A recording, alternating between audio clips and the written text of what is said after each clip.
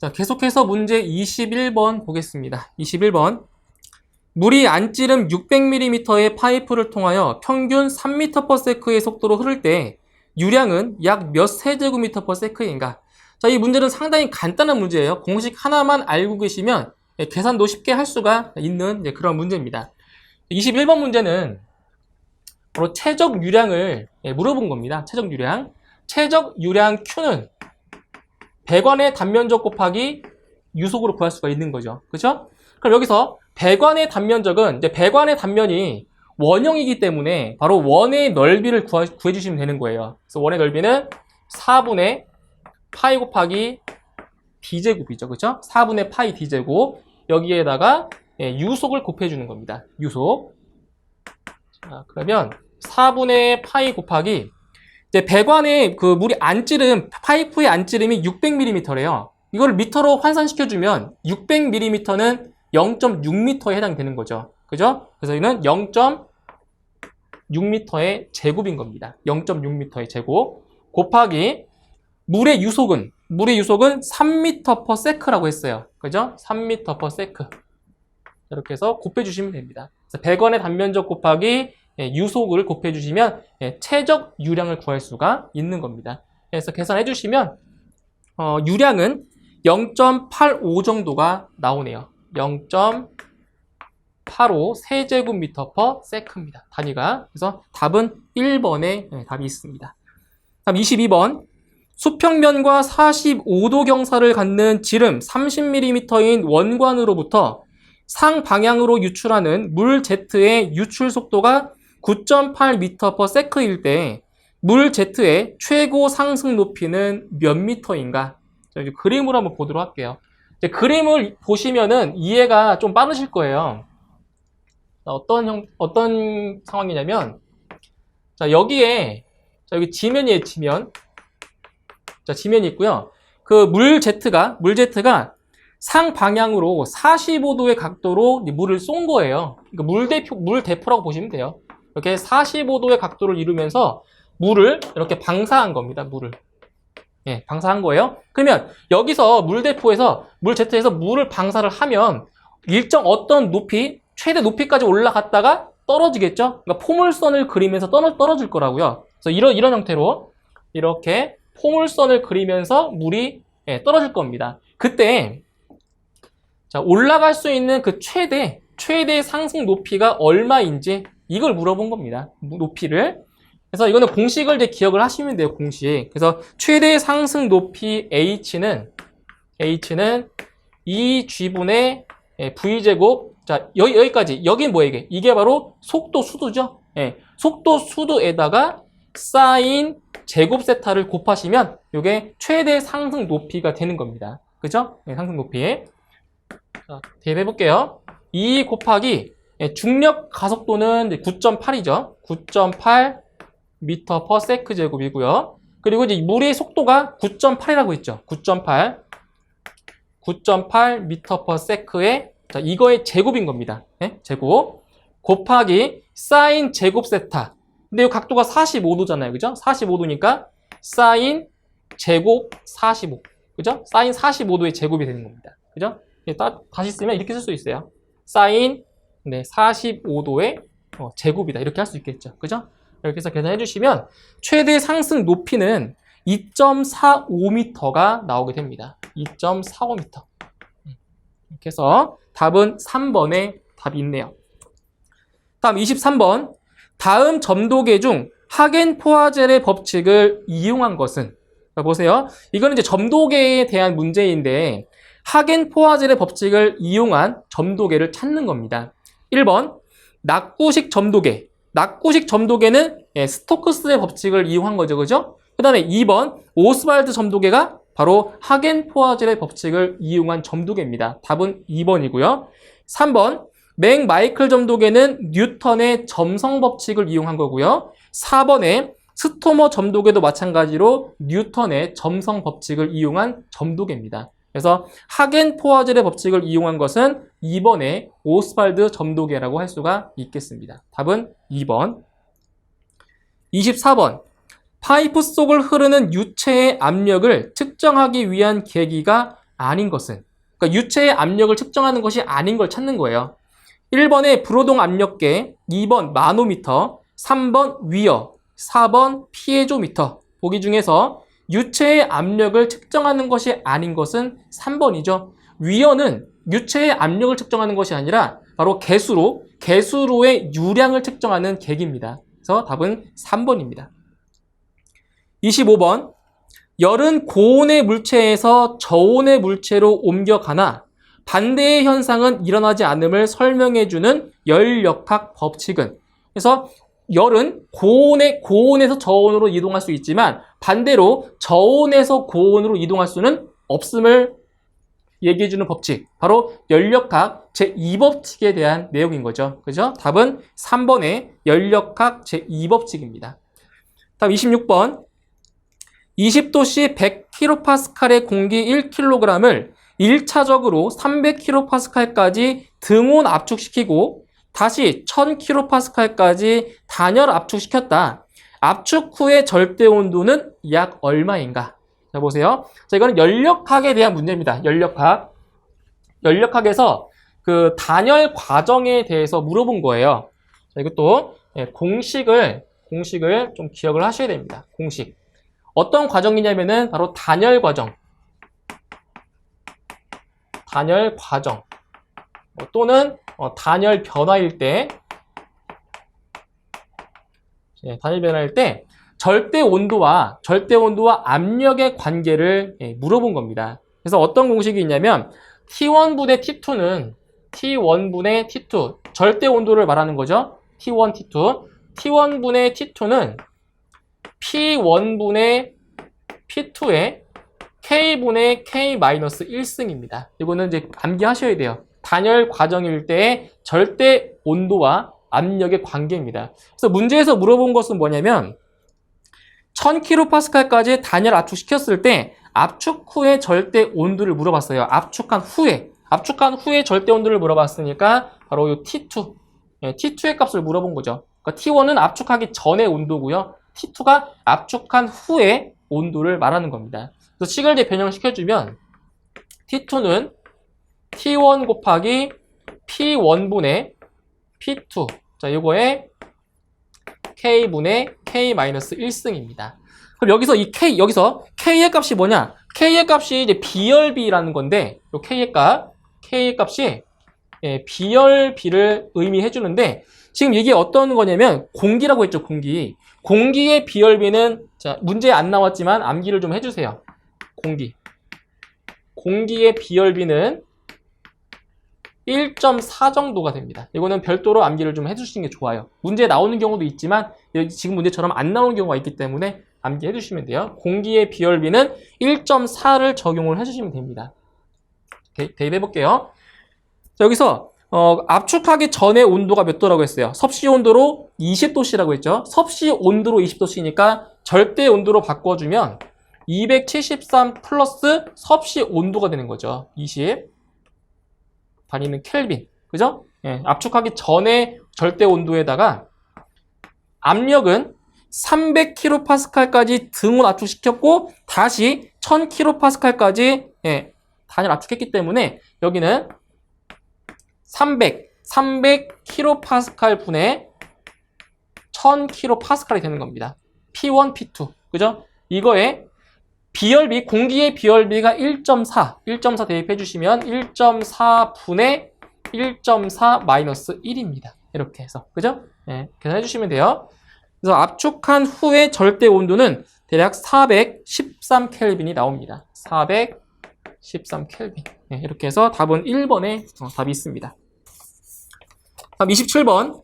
그림과 같이 지름이 D1, D2인 두 개의 동심원 사이에 유체가 흐르고 있다. 유체 단면의 수력 직경을 구하면.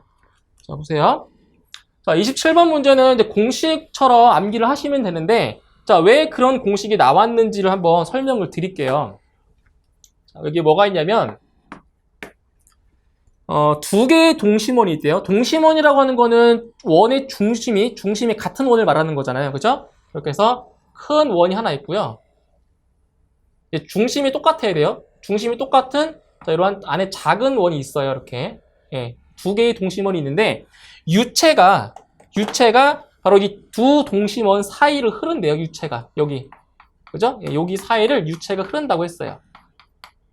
자, 그리고 이 동심원의 직경을 보시면 요 작은 원의 직경을 D1이라고 했고요.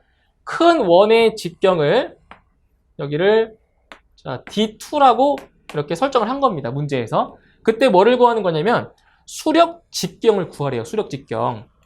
자, 그러면 보세요. 수력 직경 DH는 수력 반경의 몇 배라고 했어요? 수력 직경은 수력 반경의 몇 배? 4배라고 했고요. 4배. 그리고 이 수력 반경이라고 하는 거는 반경은 L분의 A예요. L분의 A. 그럼 여기서 L이라고 하는 거는 뭐냐면 이 유체가 흐르고 있는 부분의 둘레의 길이, 이 길이, 여기를 말하는 거겠죠? L 값은 이 길이와 이 길이의 합을 말하는 겁니다. 단면, 이 단면의 둘레. 그리고 이 A라고 하는 값은 유체가 흐르고 있는 단면적, 면적을 말하는 거예요. 자, 한번 계산을 해볼게요. 자, 이거 먼저 구할게요. 수력 반경, RH. 자, L이라고 하는 값은 뭐라고요? 바로 유체가 흐르고 있는 부분의 이 둘레의 길이라고 했어요. 그죠? 그럼 여기서 먼저 이걸 먼저 구하시면 돼요. 요거. 지금 직경이 D1이잖아요. 그죠? D1이면 이 길이는 얼마가 돼요? 파이 곱하기 지름인 거죠. 원래는 2파이 R이지만 R은 반지름이니까 그냥 파이 곱하기 지름으로 하시면 되는 거죠. 그 다음 바깥에 있는 원의 둘레는 파이 곱하기 D2가 됩니다. 직경이 D2니까. 그죠? 자, 그럼 여기서 어떻게 구할 수 있냐면, 수력 반경이에요. 자, 수력 반경. 지금 이 두 개의 길이를 더해주면 되니까 결국 파이 곱하기 D1 플러스 D2 이렇게 놓을 수가 있겠네요. 그쵸? 합해야 되니까. 그 다음에 면적은 이 면적, 유체가 흐르고 있는 부분의 면적은 큰 원의 면적에서 작은 원의 면적을 빼주면 돼요. 맞죠? 그러면은 먼저 이 큰 원의 면적은 4분의 파이 곱하기 D2의 제곱이죠. 4분의 파이 D제곱이니까. 그리고 요 안에 있는 거죠, 안에. 요 안에 있는 넓이는, 작은 원의 넓이는 4분의 파이 곱하기 D1의 제곱이에요. 맞죠? 응? 지름이 D1이니까. 그러면 큰 원의 넓이에서 작은 원의 넓이를 빼줘야 돼요. 저 빼주면 뭐가 되냐? 여기서기를 빼주면 4분의 파이 곱하기 D2의 제곱 마이너스 D1의 제곱이 돼요. 이렇게 돼요. 그런데 봤더니 여기서 D2의 제곱 마이너스 D1의 제곱이 이게 인수분해가 돼요. 인수분해라는 개념도 좀 아시면 돼요. 인수분해가 되는데 다시 써볼게요. 파이 곱하기 D1 플러스 D2가 되고요. 4분의 파이 곱하기 이걸 인수분해 시키면 D2 플러스 D1 곱하기 D2 마이너스 D1이 돼요. 이거는 뭐 중등수학에 나오는 개념인 거니까. 그래서 한 번은 더해주고 한 번은 빼줘서 곱해주는 거예요. 이게 인수분해 시키면. 근데 이제 분모 분자를 봤더니 파이와 파이는 약분이 돼버리죠. 그죠? 그리고 D1 더하기 D2, D1 더하기 D2가 이렇게 약분이 돼요. 이렇게 약분. 그럼 남아있는 거는 뭐냐? 남아있는 거는 4분의 1 곱하기 이거 남죠? D2 마이너스 D1 이것만 남는 거예요. 이게 수력 반경이에요.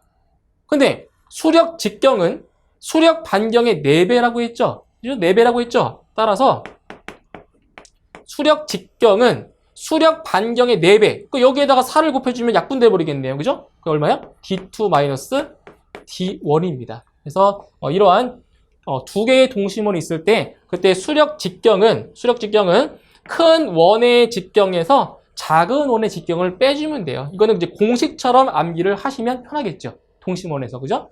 답은 D2 마이너스 D1이 되는 겁니다. 그래서 답은 1번에 있네요. 다음 28번.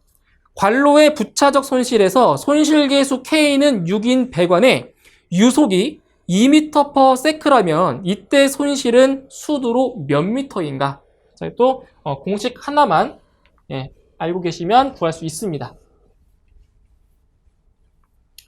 자, 문제에서 이제 무엇을 구하는 거냐면 이거예요. 자, 손실수두를 구하는데 배관에 유속이 지금 나와 있잖아요. 그죠? 손실수두 H는 부차적 손실계수에다가 2G분의 V제곱으로 구하시면 돼요. 그래서 여기서 보시면 이 K가 없는 게 뭐예요? 여기 K 없으면 속도수두죠? 속도수두인데 부차적 손실계수를 곱해주면 바로 뭐가 되는 거예요? 손실수두의 값이 되는 겁니다. 손실수두. 그래서 대입해 볼게요. 일단 손실계수 K의 값은 6이라고 나왔어요. 6 곱하기 2 곱하기 중력 가속도 9.8m/s 제곱 분의 유속은 2m/s라고 했죠? 2m/s 이거의 제곱입니다. 간단하죠? 그렇죠? 계산을 해주시면 손실수두는 대략 1.225가 나오네요. 1.225m. 이렇게 해서 답은 4번에 있습니다. 29번. 다음 중 대표적인 펌프의 이상현상에 해당하지 않는 것은? 자, 펌프의 이상현상 대표적인 게 뭐가 있어요? 바로 캐비테이션인 공동현상이 있고요. 그 다음에 수격작용, 워터 해머링, 그리고 서징인 맥동현상이 있죠. 그죠? 그래서 보기를 보시면 1번의 공동현상, 2번의 수격현상, 3번의 맥동현상. 요 세 가지는 이제 펌프의 이상현상이라고 볼 수가 있고요. 근데 4번의 진공현상은 해당 사항이 안 되는 거죠. 그죠? 진공현상은 펌프의 이상현상에 해당하지 않습니다. 답은 4번입니다. 다음 30번. 지름 5cm인 구가 대류에 의해 열을 외부 공기로 방출한다. 이 구는 50W의 전기 히터에 의해 내부에서 가열되고 있다. 구 표면과 공기 사이의 온도차가 50도라면 공기와 구 사이의 대류열 전달 계수는 얼마인가? 자, 이거는 이제 대류열에 대한 문제입니다. 보세요.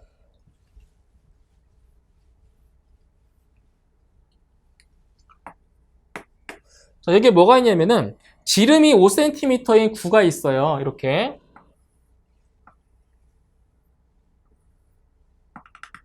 자, 이러한 구가 있어요. 공 모양이 되겠죠. 그죠? 그래서 지름의 길이가 얼마라고 했어요? 5cm.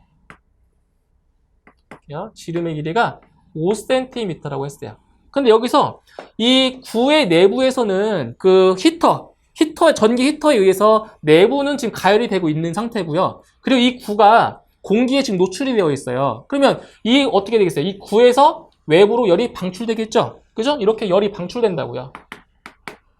외부로 이렇게 방출이 돼요. 열이 방출되고 있죠. 자, 여기서 바로 이제 대류열이라고 하는데 그 대류열을 구하는 공식이 있죠. 대류열은 A 곱하기 H 곱하기 T2-T1이 되는 거죠. 이렇게. 그죠? 이게 대류열 Q를 구하는 공식이에요. 그래서 하나씩 보면 요 A라는 값은 이제 이 열을 방출하는 이 구의 건널비가 되는 거고요. 요 H라는 값이 바로 대류열 전달 계수입니다. 그래서 문제에서 물어본 값이 요 H의 값을 물어보는 거예요. 대류열 전달 계수. 그리고 T2-T1이라고 하는 거는 온도차인데 어떤 온도차냐면은 이 구의 온도와 그리고 외부 공기의 온도차를 말하는 거예요. 근데 온도차가 얼마라고 했어요? 구와 외부 공기와의 온도차가 50도. 그죠? 그러니까 이 값이 50도씨라는 겁니다. 온도차가. 그죠? 근데 문제는 뭐냐? 여기서 이제 그 대류열이 얼마인지까지 나왔어요, 문제에. 그죠? 근데 문제는 뭐냐면 바로 이 구의 건널비를 구하는 게 이 문제의 핵심이에요. 건널비. 그래서 무엇을 아셔야 되냐면은 구의 건널비를 구하는 공식까지 알고 계셔야 돼요. 이거 좀 이제 많이 생소하실 거예요. 왜냐면 배운 지 오래돼가지고. 그래서 구의 건널비를 구하는 이 공식을 한번 공부를 하셔야 돼요. 구의 건널비는 바로 4파이 R의 제곱이에요. 기억해두세요. 구의 건널비는 4파이 R 제곱입니다. 4파이 R 제곱. 그런데 보시면 여기에 구의 지름이 5cm라고 했어요. 그죠? 5cm. 이건 지름이 나온 거예요. 이건 R은 반지름이에요. 이걸 미터로 바꿔주면 이거 얼마 돼? 미터로 바꾸면 0.05m가 됩니다. 맞나요? 0.05m. 자, 그러면 이게 지름이 0.05m면 반지름은 보세요. 반지름은 얼마가 돼요? 지름의 절반이죠. 그죠? 0.025m가 되는 거죠. 맞나요? 반지름은 0.025m예요. 그래서 여기 R 값에다가 요 아래다가 0.025를 대입하셔야 돼요. 0.025. 식을 바꿔볼게요. 자, 대류 열 전달 계수 H를 구하는 거니까 H는 A 곱하기 T2-T1분의 대류열 Q 이렇게 계산하시면 돼요. 식을 이렇게 변형을 하신 거죠. 변형을. 그죠? H 값. 보세요. 그럼 여기서 9의 건널비 A의 값은 4파이 곱하기 반지름의 제곱이에요. 반지름이 0.025m니까 제곱. 그죠? 이게 바로 9의 건널비입니다. 건널비. 여기에다가 곱하기 온도차 몇 도? 50도씨. 50도씨만큼의 온도차가 있다고 했고요. 그리고 대류열은 얼마? 50W라고 했나요? 문제에서 50W. 이렇게 해서 계산하시면 됩니다. 계산을 해주시면 대류열 전달 계수는 127 정도가 나옵니다. 127. 단위는 와트 퍼 제곱미터 도씨. 이렇게 되는 거예요. 그죠? 답은 1번입니다. 31번. 그림과 같은 수평 관로에서 유체가 1에서 2로 흐르고 있다. 1, 2에서의 압력과 속도를 각각 P1, V1, P2, V2라 하고 손실 수도를 HL이라 할 때 에너지 방정식은 결국은 식을 고르는 문제예요. 보세요. 보세요. 이 31번 문제는 이제 베르노이의 수정 방정식을 물어본 건데 그림이 이렇게 나와 있습니다. 자, 배관이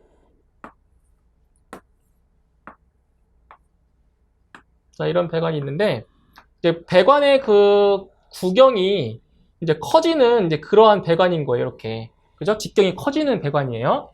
근데 여기를 이제 1지점, 여기를 2지점이라고 했고요. 1지점, 2지점. 근데 이거는 어떤 배관이냐면은 수평 배관. 그러니까 수평 배관이라고 하는 거는 어때요? 수평이니까 1번 지점이나 2번 지점이나 여기 이제 관의 중심에서 봤을 때 그 지면으로부터의 높이는 어떻겠어요? 같겠죠. 수평이니까. 그쵸? 그죠? 수평이니까 지면으로부터 이 배관 그 1번 지점과 2번 지점까지의 높이는 동일한 거예요. 그럼 여기서 베르노이의 그 수정 방정식이라는 것이 뭐냐면 해보세요. 감마분의 P1 플러스 2G분의 V1의 제곱 플러스 Z1 이게 뭐예요? 압력 수도, 이건 속도 수도, 이게 위치 수도입니다. 이거는 여기 아래 첨자 1을 붙인 거는 이제 1번 지점에서의 그 수도를 말하는 거고요. 그 2번 지점에서는 뭐냐? 감마분의 P2, 그죠? 더하기 2G분의 V2의 제곱 플러스 Z2입니다. 이렇게 돼요. 근데 만약에 지금 물이 1번에서 2번으로 이렇게 흐르는데 여기서 만약에 배관에서의 마찰 손실이 없다라고 하면 이 두 값은 같아야 돼요. 손실이 없다라고 하면. 근데 문제에서 뭐라고 했어요? 이 배관에서의 손실 얼마라고 했어요? HL만큼의 손실이 있다라고 했죠. 그죠? 그거 뭐냐? 요 HL이라는 값이 어디에 붙어요? 여기에 붙는 거죠. HL. 손실. 그죠? 이렇게 되는 거예요. HL. 손실 수도를 더해주는 거예요. 2번에다 붙이는 거죠. 1번이 아니라. 자, 그리고 이 배관이 수평 배관이라고 했어요. 그죠? 그러면 이 Z1의 값과 Z2의 값이 어떻다고요? 같다고요. 지면에서부터 높이가 똑같잖아요. 수평이니까. 그래서 이 두 개의 값은 이렇게 없앨 수가 있습니다. 네. 남아있는 값은 이거죠. 이게 바로 베르노이의 수정 방정식 중에서 이게 수평 배관이니까 이 위치 수도는 지워지고 남아있는 것만 식이 되는 겁니다. 이렇게 해서 답은 몇 번? 1번에 답이 있죠. 그죠? 1번. 그럼 32번. 최적이 0.5 세제곱미터인 탱크에 산소가 10kg이 들어있다. 그때의 온도가 23도씨라 할 때 압력은 몇 메가파스칼인가? 단 일반 기체 상수는 8.314라고 했습니다. 자, 보실게요. 32번 문제는 이제 이상기체 상태 방정식을 물어본 겁니다. 보시면 이상기체 상태 방정식에서 이게 두 가지를 좀 기억을 하셔야 되는데 보세요. PV는 M분의 WRT. 이게 이상기체 상태 방정식이에요. 근데 어떨 때는 이제 이렇게 공식을 쓸 때가 있고, 어떨 때는, 잘 보세요. PV는 WRT. 이렇게 쓸 때가 있어요. 공식을. 그러니까 이 두 공식의 차이점이 지금 뭐예요? 바로 이거죠. 분자량. 분자량이 있고 없고의 차이입니다.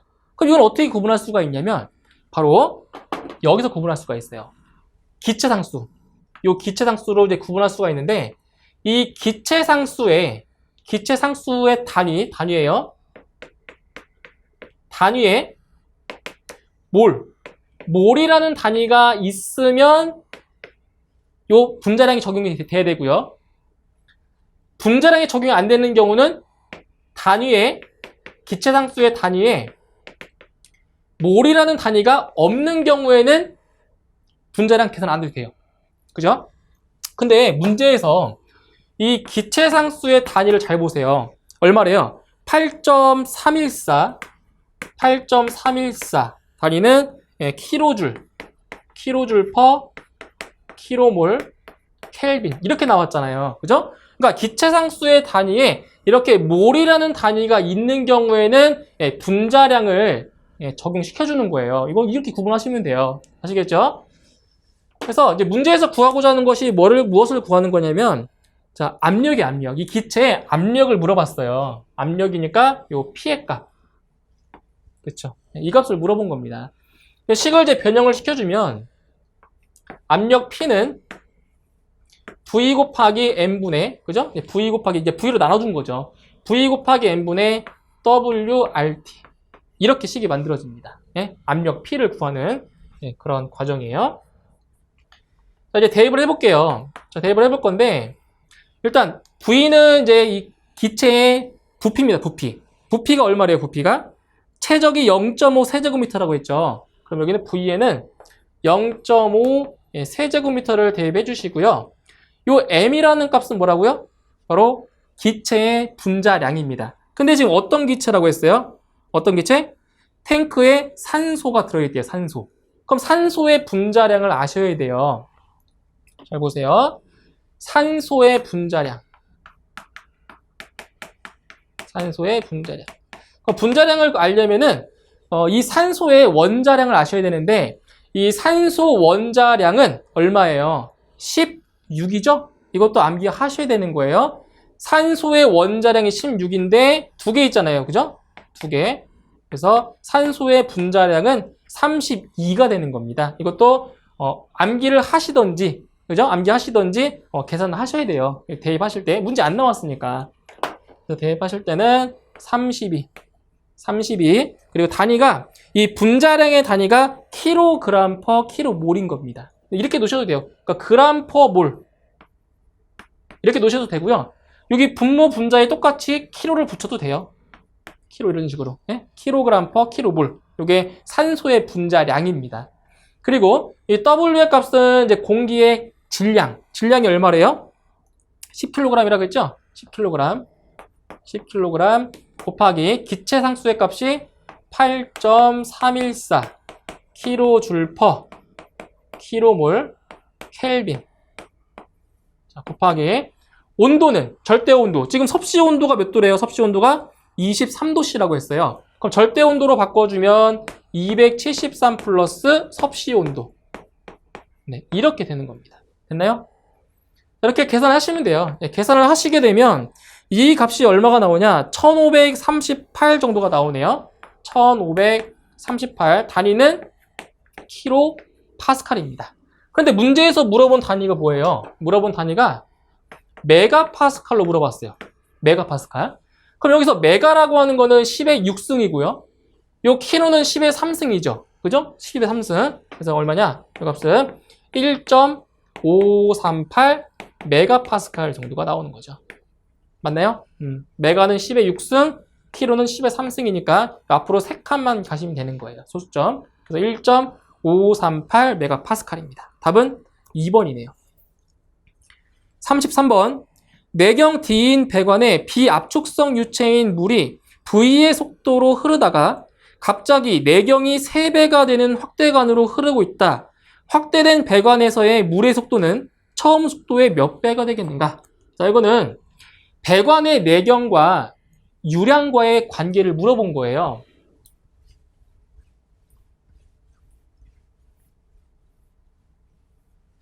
자, 보세요.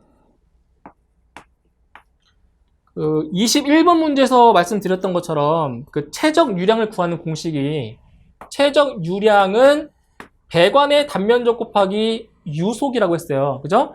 그럼 여기서 배관의 단면적은 지금 문제에서 내경이 D인 배관이라고 했으니까 4분의 파이 곱하기 D제곱이 됩니다. 그죠? 여기 곱하기 유속이 되고요. 그럼 이렇게 보시면 돼요. 이 식에서 배관의 구경과 자, 유속의 관계를 잘 보세요. 자, 어떤 관계에 있어요? 어차피 이 유량은 일정해요. 그죠? 일정하단 말이에요. 안 변해요, 유량은. 그죠? 근데 지금 그 배관의 단면적과 유속을 곱해서 유량이 나왔단 말이에요. 근데 유량이 일정하대요. 그럼 생각해 보세요. 이 배관의 구경이 크면 클수록 유속은 어때요? 유속은 감소하겠죠. 그러니까 배관이 굵은 거랑 배관이 가는 거랑 비교해 보세요. 어디가 속도가 더 빨라요? 배관이 가는 거. 그죠? 배관이 가는 쪽이 물이 더 빠르단 말이에요, 속도가. 그죠? 그래서 뭐를 할 수가 있냐면 이 유속과 배관의 구경은 서로 반비례 관계입니다. 그러니까 배관이 굵으면 굵을수록 유속은 줄어들잖아요. 그죠? 반비례 관계인데 어떤 관계냐? 바로 직경의 제곱에 반비례하는 거예요. 그래서 뭐냐면 유속은 직경의 제곱에 뭐한다? 반비례한다. 그죠? 여기 반비례 관계예요, 반비례. 네, 반비례 관계예요. 근데 문제에서 뭐라고 했어요? 물이 V의 속도로 흐르다가 갑자기 내경이 몇 배가 됐대요? 내경이 3배. 네, 내경이 3배가 됐대요. 근데 이 유속은 직경의 제곱에 반비례한다고 했잖아요. 그죠? 그러면 내경이 3배가 되면은 3의 제곱분의 1인 거잖아요. 그쵸? 3배니까. 그 얼마예요, 이거는? 9분의 1이 되는 거죠. 그죠? 무슨 말이에요? 배관의 내경이 3배가 되면 유속은 처음보다 9분의 1만큼 감소한다는 거예요. 그죠? 그러니까 직경의 제곱에 반비례하기 때문에. 그죠? 이렇게 해서 답은 4번에 9분의 1배가 답이 되는 겁니다. 9분의 1배. 다음 34번. 압력계가 1275kPa를 지시하고 있다. 이것을 수도로 나타내면 몇 미리 아쿠아인가? 자, 간단한 문제입니다. 보세요. 34번 문제에서는 이제 압력 수도를 물어본 건데 여기서 압력계의 그 지침이 1275kPa를 나타냈을 때 그 압력을 수도로 나타냈을 때 몇 미터에 해당되는지를 물어본 거예요. 그럼 여기서 압력수도 H는 감마분의 P죠. 그죠? 압력수도 구하는 공식입니다. 그래서 H는 비중량분의 압력이에요. 압력. 대입해 볼게요. 먼저 여기서는 일단 특정한 말이 없는 경우에는 이제 이 비중량에다가 대입하실 것은 물의 비중량을 대입하시면 돼요. 물의 비중량. 그래서 물의 비중량은 9.8 kN/세제곱미터입니다. 세제곱미터. 그리고 이제 압력계의 지침이 1275kPa이래요. 1275 네, kPa. 근데 여기서 이 kPa과 같은 단위가 뭐라고 했어요? 여기 같은 단위. 이게 kN/제곱미터라고 했죠? 그죠? 네, kN/제곱미터예요. 그래서 단위가 미터의 단위가 나오는 거죠. 단위로 바꾸면. 자, 이렇게 해서 계산을 해주시면 이 값은 대략적으로 130m가 나오네요. 130m. 근데 문제에서 물어본 그 압력 그 수도의 단위가 미터 아쿠아로 물어봤죠?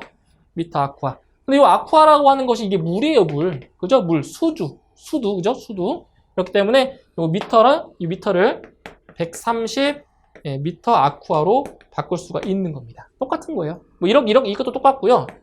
130 미터 H2 이거 똑같아요. 물, 수두, 그죠? 그렇게 해서 답은 130 미터 아쿠아가 답이 되는 겁니다. 답은 3번. 다음 35번. 그림에서 A점의 압력 PA와 B점의 압력 PB와의 압력 차는, 자, 이건 이제 U자관에서 물어본 겁니다. 시차 액주계. 시차 액주계에 대한 문제인데, 자, 이거는 이제 그 U자관이 이렇게 뒤집어져 있는 거예요. 그래서 그림으로 한번 보시면, 자, 이런 겁니다. 자, 이렇게 좀 간이적으로 그릴게요. 자, 여기가 지금 A라는 지점이고요. 여기가 이제 B라는 지점이래요. A, B. 그래서 U자관이 이렇게 뒤집어져 있는 그런 형상입니다. U자관이. 근데 여기 이제 유체가 어떤 게 채워져 있냐면 물과 수은이 들어있대요. 근데 수은은 여기서부터, 자, 높이가 여기서부터 여기까지. 네, 수은이 이렇게 채워져 있고요. 수은. 여기는 수은이 채워져 있어요. 근데 비중이 13.6이래요. 이 비중도 아셔야 돼요. 13.6이라고 나왔고요. 그 나머지 이제 부분에는 여기에는 뭐가 들어있냐면은 여기에는 자, 물이 들어있어요. 물. 근데 뭐 물의 비중은 1이잖아요. 1. 그죠? 물의 비중은. 그때 요 PA와 그러니까 A 지점과 B 지점의 압력 차를 지금 물어본 겁니다. 그럼 기준을 어디로 잡아야 되냐면은 여기를 기준 잡으시면 돼요. 여기를. 그러니까 이 지점과 이 지점의 높이가 똑같잖아요. 그죠? 높이가 똑같기 때문에 이 지점과 이 지점에서의 압력이 뭐다? 같다라고 놓고 푸는 거죠. 같다라고. 자, 그리고 이걸 기억하셔야 돼요. 자, 위로 올라갈 때는 압력이 마이너스 압력이 되는 거고요. 내려올 때는 압력이 플러스 압력이 된다는 거 꼭 기억을 해주세요. 플러스 압력이 돼요. 자, 이제 식을 볼게요. 근데 어차피 여기서 이 윗부분 있죠. 위에 부분은 여기는 마이너스 압력이죠. 이렇게 위로 올라가니까 여기는 내려오니까 여기는 플러스 압력이죠. 그럼 둘은 여기가 상쇄가 돼요. 값이.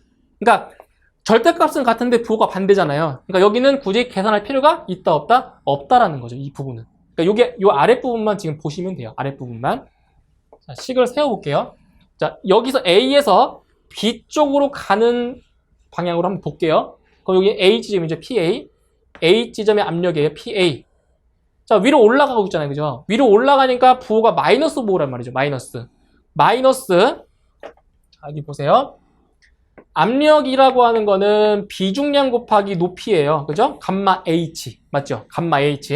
그런데 높이가 여기서부터 여기까지를 H1이라고 했고요. 그리고 여기서부터 여기까지를 H2. 그리고 여기서부터 여기까지를 H3라고 했어요. H3. 그 다음에 이 물. 여기 있죠? 여기 물. 이 물의 비중량을 감마1이라고 할 거고요. 이 수은의 비중량을 감마2라고 놓을게요. 그럼 식이 어떻게 되냐? P1 마이너스 여기에 해당되는 것은 감마1 H1이겠죠? 비중량 곱하기 높이니까 감마1 H1 또 여기 위에 올라갔으니까 마이너스 여기는 감마2 곱하기 H2죠. 이게 수은이니까 그죠? 감마2 곱하기 H2. 자, 여기는 이제 무시하시고요. 이제 내려오고 있잖아요. 그죠? 내려오니까 부호가 플러스 부호가 되고요. 내려오니까 여기는 감마 1이죠. 물이니까 감마 1 곱하기 H3. 여기는 마지막 이렇게 해주면 PB가 되는 겁니다. PB. 그죠? B점에서의 압력이 된다고. 이렇게 왔을 때. 맞나요? 그러면 문제에서 구하는 거는 PA 빼기 PB를 구하는 거잖아요. 그죠? PA 빼기 PB를 구하래요. 이렇게. 자, 그럼 어떻게 되냐? 자, 보세요. PA 빼기 PB를 구해주면은 여기서 이 항들은 전부 다 우변으로 넘겨주고요. 요 PB를 좌변으로 넘겨주시면 돼요. 그럼 PA 빼기 PB가 된단 말이죠. 그러면 감마1 H1 플러스 감마2 H2 마이너스 감마1 H3입니다. 이렇게 돼요. 그럼 여기다 이제 값만 대입을 하시면 돼요. 자, 감마원은 물이니까 물의 비중량은 얼마예요? 물의 비중량이 9.8이죠. 단위 생략할게요. 9.8 kN/s 세제곱미터고요. 9.8 곱하기 높이. H1의 값이 얼마래요? H1이 200mm라고 했으니까 0.2m예요. 플러스 그 다음에 감마2는 자 보세요. 감마2는 여기서 수은의 비중량은 물의 비중량에다가 수은의 비중을 곱하는 거예요. 맞죠? 네, 수은의 비중량은 물의 비중량 곱하기 수은의 비중인 겁니다. 그래서 어떻게 놓으실 거냐면 바로 9.8 곱하기 물의 비중량이에요. 물의 비중량 곱하기 수은의 비중 13.6 곱하기 높이 H2는 얼마래요? H2가 100mm니까 0.1m 100mm. 그 다음에 마이너스 감마1은 물이죠. 물의 비중량 9.8 kN/s 세제곱미터 곱하기 H3 요 길이는 500mm라고 했으니까 500mm 0.5m입니다. 그죠? 이렇게 해서 계산을 하시면 PA 빼기 PB는 10.4가 나와요. 10.4 단위는 kN/제곱미터고요. 자, 그래서 kN/제곱미터가 뭐랑 같다고 했어요? 이게 킬로파스칼과 같다고 했죠? 킬로파스칼. 그죠? 이렇게 해서 PA 빼기 PB는 10.4 킬로파스칼이 되는 겁니다. 답은 2번. 다음 36번. 유량 6 곱하기 10의 마이너스 3승 세제곱미터/s로 기름이 지름 80mm인 관 속을 흐르고 있다. 관의 길이가 30m라면 손실 수두는 약 몇 미터인가? 자, 보세요. 이 36번 문제에서는 좀 계산 과정이 좀 많아요. 좀 많아도 자, 차근차근 하나씩 계산을 하시면 최종적인 답을 구할 수가 있습니다. 자, 보세요. 자, 문제에서 뭐를 구하는 거냐면 관의 길이가 30m일 때 그 관의 손실 수두를 구하는 거예요. 그럼 손실 수두 H는 EGD분의 FL V제곱이에요. 그렇죠? 그럼 여기서 우리가 알아야 돼, 그러니까 손실 수두를 구하기 위해서 부차적으로 구해야 될 값들이 있어요. 어떤 값들이냐면 일단 중력 가속도는 알고 있죠. 그죠? 그리고 관의 직경도 알고 있어요. 이거 알고 있어요. 그 다음에 마찰계수 몰라요. 구해야 돼요. 그죠? 마찰계수 구해야 되고요. 그리고 관의 길이 나왔어요. 그죠? 그럼 손실수들을 구하려면 구해야 될 게 뭐예요? 바로 요 마찰 손실 계수, 그죠? 관의 마찰 손실 계수와 그리고 유속을 이제 구하시면 됩니다. 두 가지. 요 두 가지를 구하시면 돼요. 나머지 값들은 알고 있으니까. 그죠? 그럼 먼저 자, 관을 흐르는 물의 유속을 먼저 구해볼게요. 유속을. 자, 최적 유량은 단면적 곱하기 유속이라고 했어요. 그죠?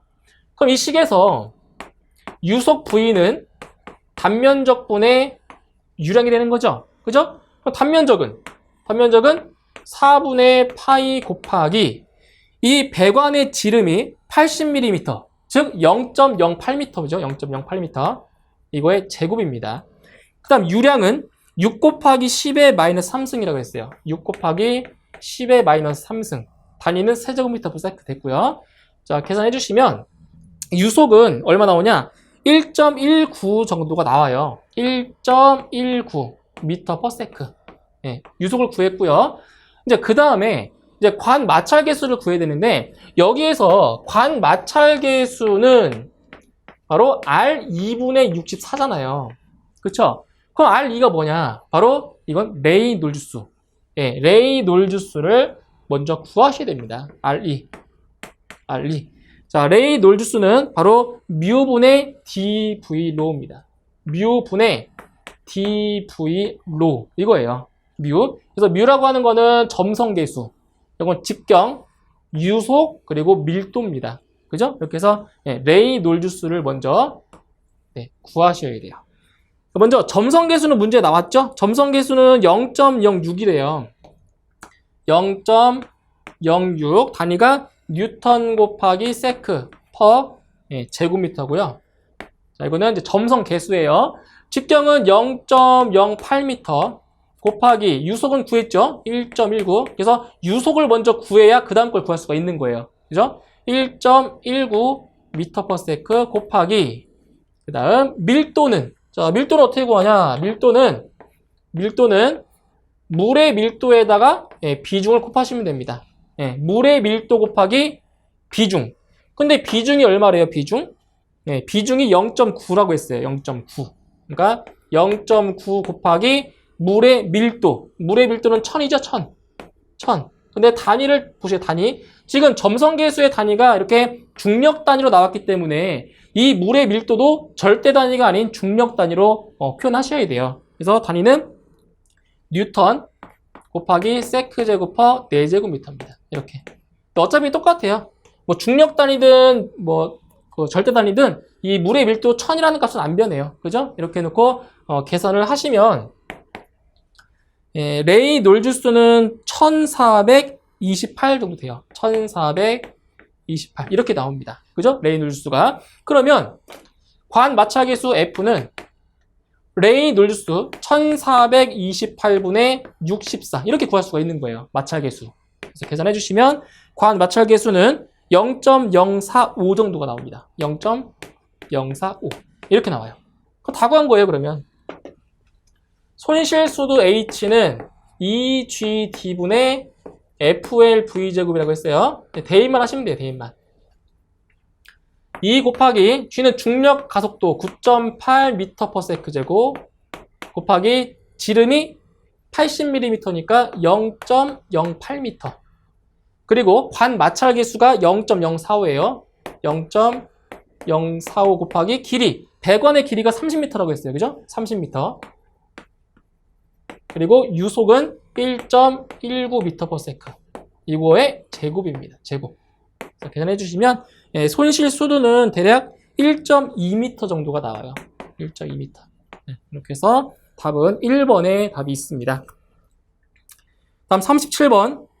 이상기체의 정압 변화를 나타내는 것은 단 P는 압력, V는 부피, T는 온도, K는 비열비라고 했습니다. 자, 보실게요. 자, 이거는 이제 공식을 이제 물어본 거예요, 공식. 자, 보시면 지금 어떤 변화냐면 정압 변화입니다. 정압 변화. 그러니까 정압 변화라고 하는 거는 이제 압력이 일정하다는 거죠. 그죠? 압력이 일정하다는 거예요. 그럼 어떻게 보셔야 되냐면은 그 이상기체 상태 방정식 있잖아요. PV는 nRT. 그죠? PV는 nRT. 그럼 여기서 이 몰수 비와 이 기체 상수는 일정하잖아요. 그럼 결국 뭐를 구할 수가 있냐면 T분의 PV는 nR인데 요 n 곱하기 R이 뭐 하다고요? 요 값이 일정한 값이라고요. 안 변한다고요. 그죠? 근데 여기서 보시면 어떤 변화라고 했어요? 정압 변화. 압력이 일정한 거예요. 압력이 일정하다. 그럼 이제 T분의 PV인데 여기에서 압력에 해당하는 것이 뭐예요? P죠? P네요, P. 요 P의 압력값도 일정하대요. 이 값도 일정하대요. 따라서 뭐라 할 수가 있냐? T분의 V는 P로 나눠볼게요. P분의 nR이 되죠. 그죠? 이 값도 일정하고 이 값도 일정하니까 결과적으로 이 값 자체가 일정한 거예요. 맞죠? 그래서 정압 변화일 때는 T분의 V가 일정하다가 되는 거죠. T분의 V가 일정. 그래서 답은 3번에 답이 있는 겁니다. 3번. 다음 38번. 캐비테이션의 발생 원인과 관계가 먼 것은 캐비테이션, 즉 공동현상이죠. 공동현상의 발생 원인과 거리가 먼 것을 찾는 거예요. 1번. 펌프의 설치 위치가 물탱크보다 높을 때 맞고요. 2번. 관내의 유체가 고온일 때, 온도가 높을 때 맞죠? 그 다음 3번. 펌프의 임펠러 속도가 클 때. 1, 2, 3번은 이제 캐비테이션의 발생 원인이라고 할 수가 있는데 4번에 펌프의 흡입측 수도가 작을 때, 그러니까 펌프의 흡입측 수도가 작으면 작을수록 공동현상이 일어나지 않는 거죠. 그죠? 이거는 발생 원인과 거리가 먼 겁니다. 답은 4번. 39번. 옥내 소화 전용 소방펌프 2대를 병렬로 연결하였다. 마찰 손실을 무시할 때 기대할 수 있는 효과는, 이건 두 가지를 좀 기억을 해주세요. 자, 어떤 내용이냐면 펌프의 연결이에요. 펌프를 이제 직렬로 연결했는지 아니면 병렬로 연결했는지의 그 차이입니다. 자, 보세요. 첫 번째는 이제 펌프를 자, 이런 식으로 두 대라고, 예를 들어 두 대라고 할게요. 두 대를 이렇게 직렬로 연결을 했고요. 그죠? 그리고 이번에는 펌프 두 대를 이렇게 병렬로 연결을 한 케이스예요. 이렇게. 그죠? 이거는 직렬. 직렬로 연결한 거고요. 아래는 이제 병렬로 연결한 건데, 그때 이제 양정과 유량의 변화가 어떻게 되는지를 이제 비교하는 겁니다. 보세요. 먼저 직렬로 연결했을 때는 이때는 유량은 있죠, 유량은 변화가 없어요. 그대로. 그러니까 여기서 만약에 100이라는 물이 들어가면 100이라는 물이 그대로 나온단 말이에요. 그런데 지금 펌프를 두 대로 연결했잖아요. 그럼 뭐는 높아지겠어요? 압력이죠. 양정. 그죠? 양정. 또는 압력이죠, 압력. 압력은 지금 펌프를 두 대를 연결했으니까 몇 배? 2배가 돼요. 3개 연결하면 3배, 4개 연결하면 4배 이렇게 된다는 얘기죠. 그래서 압력은 이때는 2배가 되는 겁니다. 근데 반대로 병렬로 연결할 때는 자, 어때요? 유량은 자, 이 펌프 하나당 보낼 수 있는 양을 100이라고 하면 이쪽으로도 100을 보내고 이쪽으로도 100을 보내잖아요. 그럼 결과적으로 이쪽에 나오는 값은 200이라는 값이 나와요. 그렇죠? 그래서 병렬로 연결한 경우에는 유량이 몇 배가 돼요? 예, 2배가 되지만 양정과 압력은 변화가 없어요. 이런 경우에는. 그러니까 둘이 반대죠? 그렇죠? 반대예요. 근데 문제에서는 소방 펌프 몇 대를 2대를 병렬로 연결했대요. 이런 케이스. 병렬로 연결했대요. 그죠? 그러면 유량은 2배가 되고 양정은 변화가 없다가 되는 거죠. 그래서 답은 4번에 펌프의 유량은 증대하나 양정과는 무관하다. 그죠? 4번이 되는 겁니다. 그래서 직렬 연결인 경우와 병렬 연결인 경우를 잘 비교하시면 돼요. 아시겠죠? 그럼 40번. 한론 1301이 밀도 1.4, 속도 15m/s로 지름 50mm 배관을 통해 정상류로 흐르고 있다. 이때 한론 1301의 질량 유동률은 몇 kg/s인가? 보실게요. 40번 문제에서는 질량 유동률을 물어봤는데 결과적으로 질량 유량을 물어본 겁니다. 질량 유량 물어봤어요. 여기서 질량 유량은 이제 M 바로 표시를 해주는데 M 바는 바로 A, V, 로우죠. 그죠? 질량 유량. 그래서 세 가지의 유량을 기억하셔야 돼요. 최적 유량, 질량 유량, 그리고 중량 유량이 있어요. 그 중에서 질량 유량을 물어본 거죠. 그래서 질량 유량은 AV가 뭐예요? AV. A 곱하기 V가 뭐예요? 이게 최적 유량이죠? 최적 유량.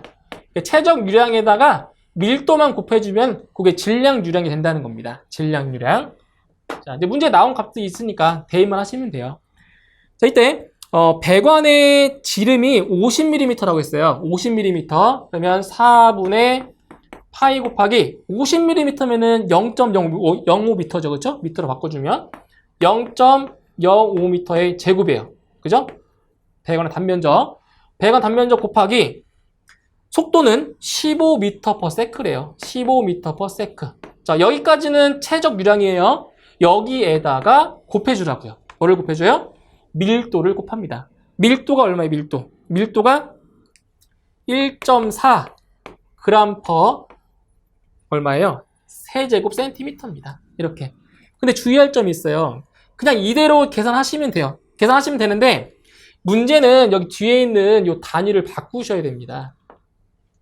자, 이 단위를 뭘로 바꿔주셔야 되냐면은 kg/, 세제곱미터로 바꾸셔야 돼요. 왜 그러냐면은 여기서 이 질량 유량의 단위가 kg/s잖아요. 세크, 그죠? 그럼 여기 g을 kg으로 바꿔주셔야 되고요. 그리고 이 배관의 단면적의 단위가 제곱미터죠. 여기는 세제곱 센티미터이기 때문에 이것도 단위를 미터로 똑같이 만들어줘야 됩니다. 그럼 어떠한 변화가 생기냐? 잘 보셔야 돼요. 어떤 변화가 생기나 보세요. 요 그램은, 그러니까 킬로그램과 그램의 관계를 아셔야 되는데, 그램과 킬로그램. 몇 배입니까? 몇 배? 몇 배예요? 1000배죠, 1000배? 1000배? 그럼 반대로 따지면 10의 마이너스 3배가 돼요. 이렇게 됩니다. 그 다음에 요 세제곱 센티미터와 세제곱미터의 관계를 아셔야 돼요. 그러면 센티미터와 미터의 관계를 또 아셔야 되겠죠. 그럼 센티미터, 미터의 관계는 1미터가 100cm고요. 반대로 가시면 10의 마이너스 2승입니다. 근데 여기 지금 뭐 했어요? 세제곱. 그죠? 세제곱이에요. 그러면 세제곱 센티미터, 세제곱 미터. 자, 몇 배 했습니까? 세제곱이죠, 세제곱. 그럼 10의 제곱의 세제곱이면 10의 6승인 거죠. 그럼 반대로 와도 10의 마이너스 6승인 거예요. 맞죠? 그러면 그램 퍼 세제곱 센티미터가 어떻게 바뀌나 잘 보세요. 그램은 10의 마이너스 3승 킬로그램이고요. 세제곱 센티미터는 10의 마이너스 6승 세제곱 미터가 됩니다. 네, 이렇게 돼요. 그러면 결과적으로 이것은 10의 3승 킬로그램 퍼 세제곱 미터가 됩니다. 이렇게. 맞죠? 맞죠? 그러니까 이게 어떻게 나온 거냐면 이거예요. 10의 마이너스 3승분에 10의 마이너스 6승을 하면 이게 10의 3승이잖아요. 이렇게. 그죠? 그래서 이거를 이 값을 어떻게 놓으시냐면은 그램 퍼 세제곱 센티미터를 이제 이 값으로 대체를 해야 되니까 이 값 대신에 얼마를 집어넣으면 돼요? 10의 3승 킬로그램 퍼 세제곱 센티미터를 대입하시면 됩니다. 그러니까 이 값에다가 얼마를 더 곱하라는 얘기예요? 10의 3승만큼을 더 곱해주라는 얘기죠. 그죠? 네.